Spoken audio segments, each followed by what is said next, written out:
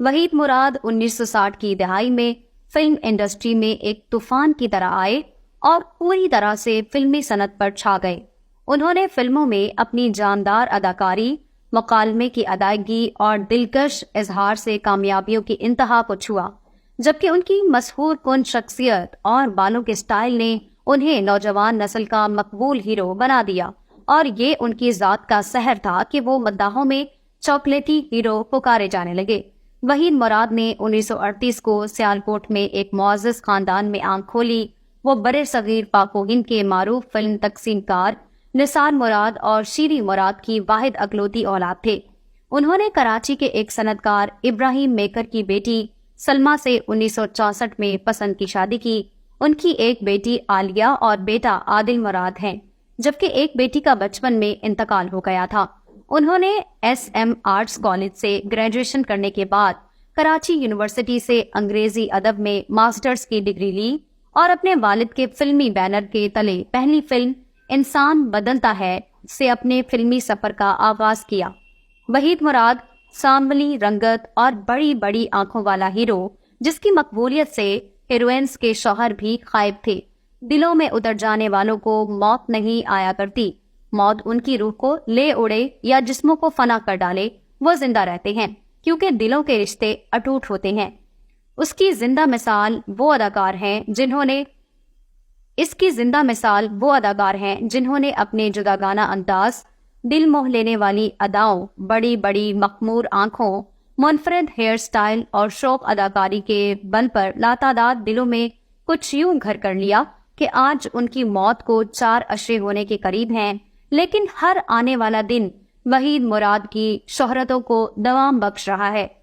वहीद मुराद के वालिद निसार मुराद के यहाँ किसी शय की कमी ना थी।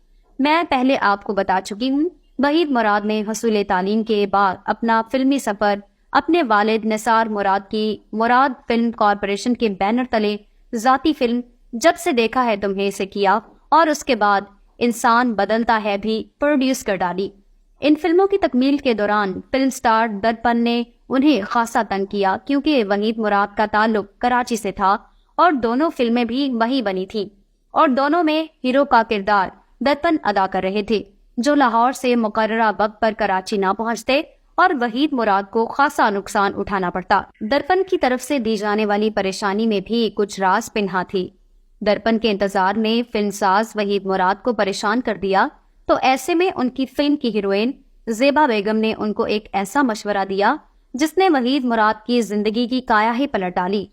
ज़ेबा बेगम ने वहीद मुराद से कहा कि वीदू, तुम खुद क्यों हीरो नहीं बन जाते, तुम में किस बात की कमी है। वहीद मुराद ने बर्जस्ता जवाब दिया कि नहीं, मेरी रंगत गहरी सांवली है, मैं ये रिस्क नहीं ले सकता।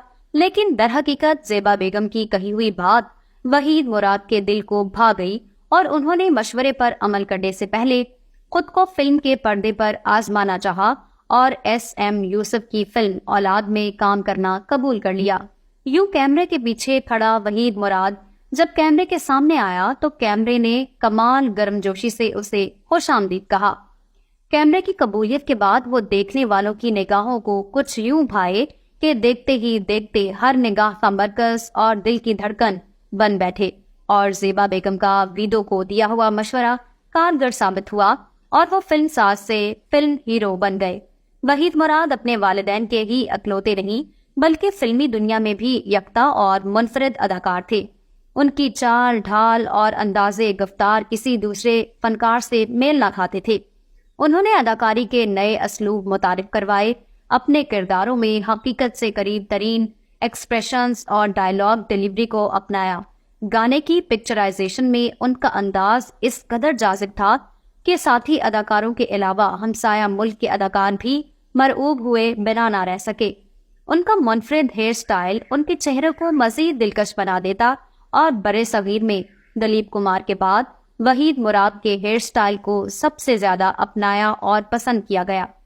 कराची को छोड़ना उनके लिए जोए शीर लाने के मुतरादिफ था, लेकिन बेहतरीन मुस्तकबिल के लिए उन्होंने ये कड़वा घूंट भी पी लिया और लाहौर शिफ्ट हो गए।